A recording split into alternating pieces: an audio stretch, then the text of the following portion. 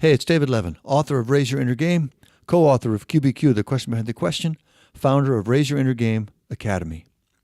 Have you ever had a time when you looked ahead at the next week or so, thought you had a good plan for, taking care of yourself and getting things done, but then it all just falls apart? That's what the last few days have been like for me. We're on a family road trip this week, and the first few days have been pretty rough. I thought I had a good plan, and I was looking forward to it, but just enough things were different from what I expected that it just threw everything out of whack. So here's the story. A couple weeks ago, we came to Chicago for a short vacation, just a few days.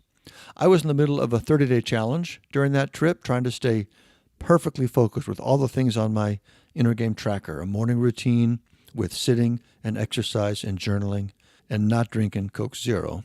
And everything just worked out great. I got up at 6 in the dark hotel room, had my morning sit, slipped out to the fitness center to walk or run on the treadmill, did my pull-ups, push-ups, sit-ups there, then went to the business center, did my morning journal and a journal recording for the podcast, slipped back into the room around 7:30 or 8. Everyone was still sleeping.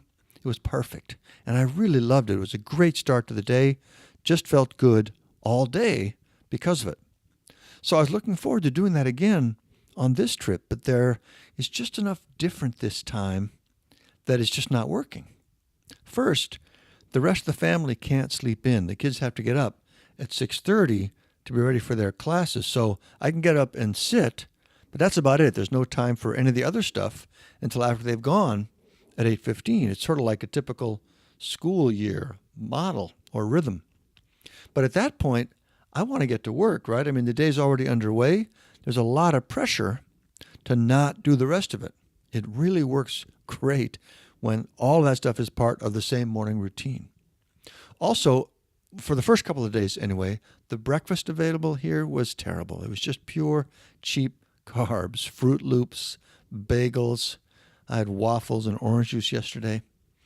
And then, of course, just a huge crash a couple hours later, as you'd expect. And the kind of crash, by the way, that makes a Coke Zero irresistible. You know where that's going. Also, the fitness center has no way to do pull-ups. I mean, I can still do the other stuff, but for some reason, not being able to do pull-ups just really bums me out. I don't want to go a whole week without doing those. So like I said, there are just a lot of things that are throwing me off track these last couple of days, and I'm feeling a bit off center. When I lay down last night and when I went to write in my journal this morning, I really felt like it's been a terrible day. I was pretty bummed out. But on paper, it's not really that bad. I didn't eat terribly. It was just a couple things here and there. But I still felt like I was basically sleepwalking all day, not really present, not feeling happy and energized, just sort of funky all day.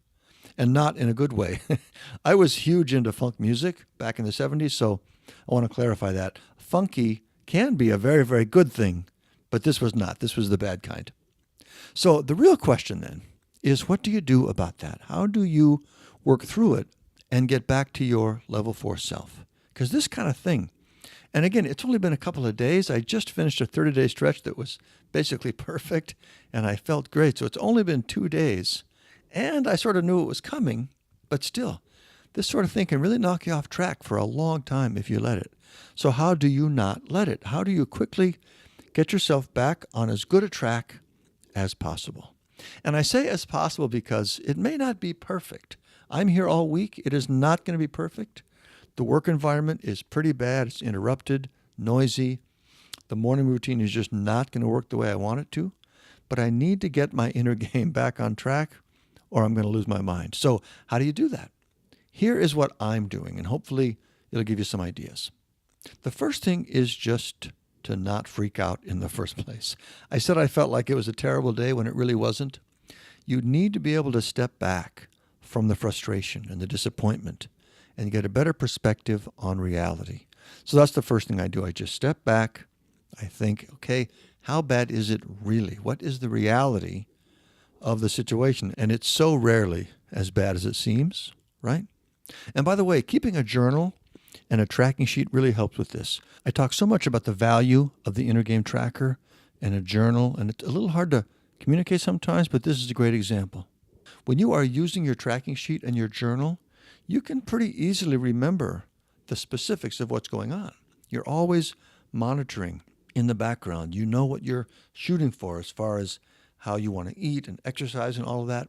So when you need to step back and look at reality, you have specific information available. That's really helpful.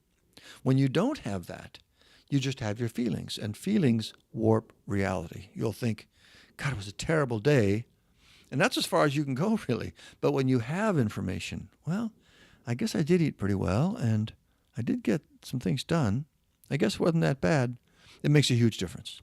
So stepping back, getting perspective is the first thing I do. It's also helpful to just have a realistic expectation, meaning to remind yourself that life does not always fall in line with our plans. I mean, it rarely falls in line with our plans, especially if we're coming into some sort of change, some new situation. When I'm home, I can look ahead at the coming week and have a pretty good idea how it's going to go, how easy it's going to be to stay on track or not. But heading into a road trip with the family, who knows what's going to happen? I mean, the first night here, Peter had a stomach ache, so he and Margaret were up most of the night, which totally changed the whole dynamic for the next day. It made it that much more difficult for me to do what I had planned. So you can plan ahead as best you can, and you should plan, but you also have to hold the plan loosely, or you're just going to go crazy and be no fun to be around. Or at least that's what happens to me. I lose my happy place, which of course only makes things worse, right? My cranky state is exactly the opposite of what I want and what is actually helpful in this situation. It becomes part of the problem. So just knowing as you come into a new situation that there's going to be things you didn't expect and things that are not ideal and all that, essentially making that part of your expectation too, is also very helpful. Because then when things do get rough, you can say, oh, really, that's right. I thought this might happen. And it helps. So getting perspective, setting expectations ahead of time, very helpful. Then the next thing, and probably the biggest thing, is to start taking action, some kind of willful, intentional action. And the best kind of action is what I talk about in the book as a lift, L-I-F-T, lift. Lifts, if you don't know, are basically impulse control. You notice a pull to do something and you resist. So for me, this morning, someone was eating a granola bar.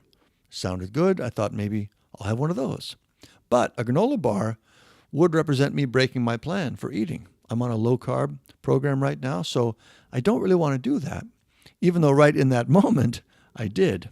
So a lift is noticing that pull and saying, nope, not going to do that. And that's what I did. No granola bar, and it felt good.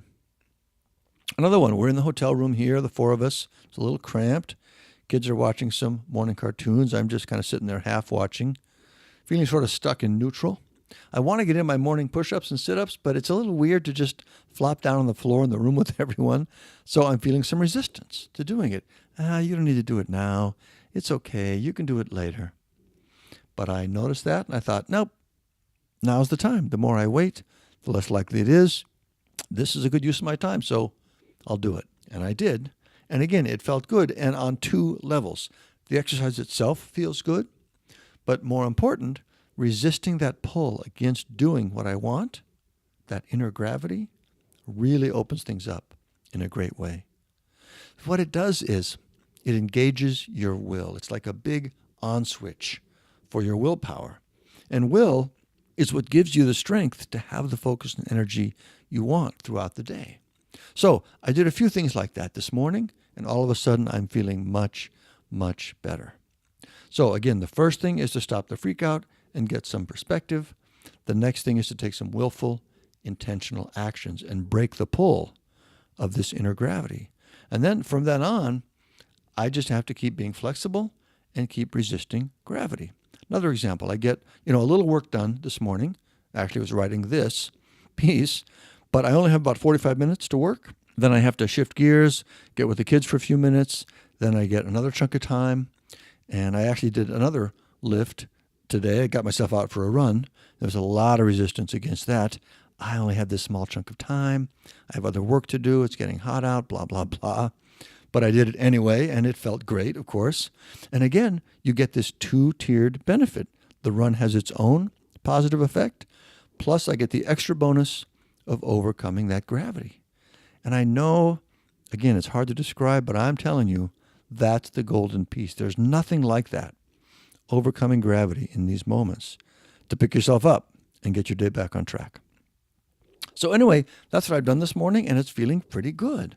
Hopefully it'll continue. I'm sure I'll need to keep being flexible as the week progresses, and it won't be ideal, any of it, but it will be 1,000,000 times better for having done these few little things to get my inner game back on track.